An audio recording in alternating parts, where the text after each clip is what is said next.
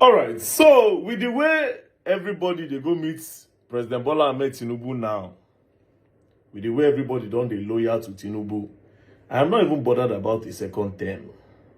I'm not bothered about the second term. I am not bothered about the third term.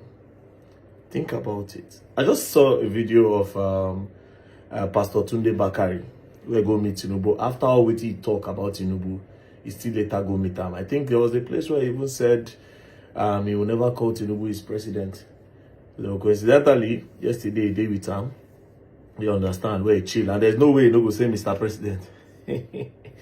Now, what am I trying to say? Now everybody they join APC. I go play with him Tunde Bakare, where Pastor Tunde Bakare talk before.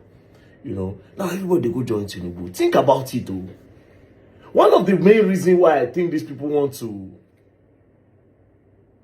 to push hard for a one-party system, I don't think it's because of 2027. At this point, it's becoming more and more like something that is about the future. I feel like they are trying to do one-party system because guy man no go want leave power when in tenure finish. Just think about it. Because if it's a one party with the kind of influence he has, who won't challenge him? If not one party, who will be the opposition to challenge him when the major part, the structure, the people that have influence in the opposition are already going to join APC? You think about these things sometimes. They say, oh yeah, President Bola Ahmed Tinubu don't old. Oh man, but still on still, bro. The way the thing they go now, because at the end of the day,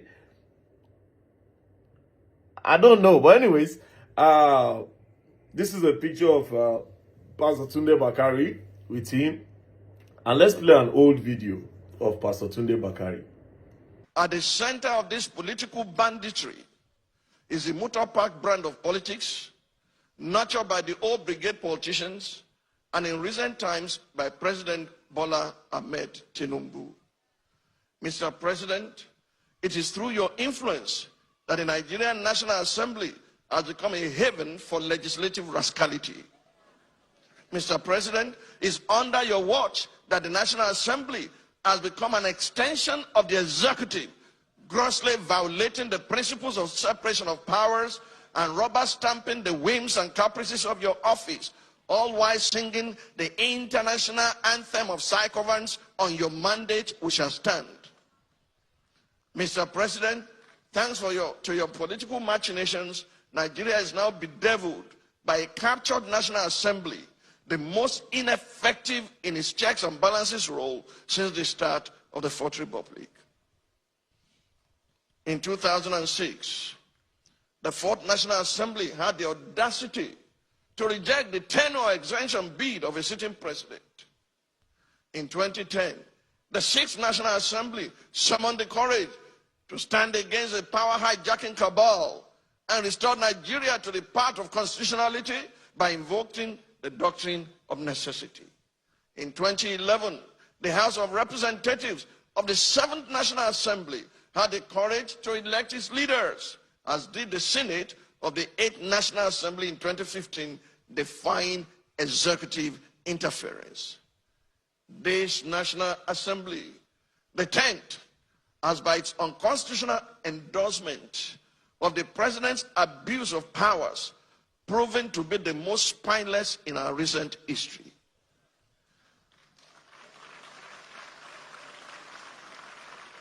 Through its actions and inactions, the National Assembly has in effect become the 48th member of the president's cabinet.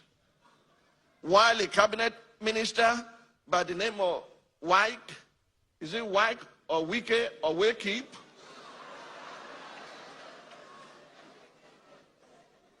Why a cabinet minister has more or less become a third-time state governor in Rivers State, pampered by the indulgences of the president.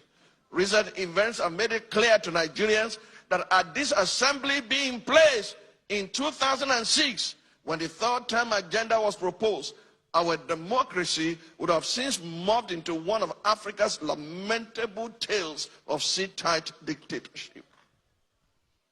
To the president of the Nigerian Senate, who has not heeded the call to subject himself to an unbiased investigation, to clear his name of the allegations leveled against him, and under whose leadership the National Assembly has become a carry-go legislature, hiding under the umbrella of technicalities and a dubious voice voting system.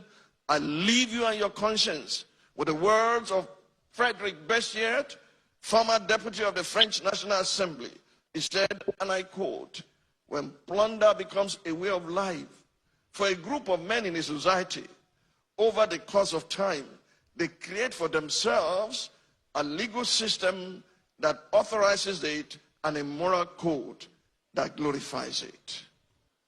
To the President of the Federal Republic of Nigeria, under whose brand of politics the institution of legislative oversight is collapsing and our democracy is faced with an existential threat, I say, Mr. President, Nigeria is too delicate for this kind of politics. If this state capture was what you meant by a Milokan, it is an anticlimax that can only be counterproductive at the end.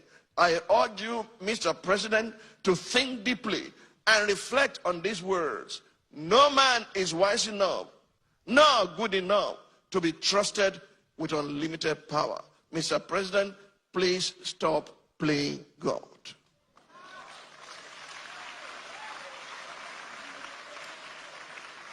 Now, this being said, it still no mean say the man no fit get in another opinion. I mean, it's possible that President Bola Ahmed Tinubu called him and convinced him that don't worry, we are going to do the government well. My point of making this video is never say never at the end of the day. But me, as I did like this, even if everybody go join there, me, well, I'm never ever going to do politics. It will be my business. I'm not even interested in it. But like I said, 2027, now I go see betrayal. 2027 election, all the people where they help, but the ones where they shout, Peter Obi, all of them. I say plenty of them, they don't collect their money this period. A lot of people don't collect money. They don't collect money keep. They are just waiting for that day, make everybody just say, man, fuck it. I mean, money they give me don't do okay for me. So, you know. Nigeria, you gonna learn. I will learn the hard way. Don't play.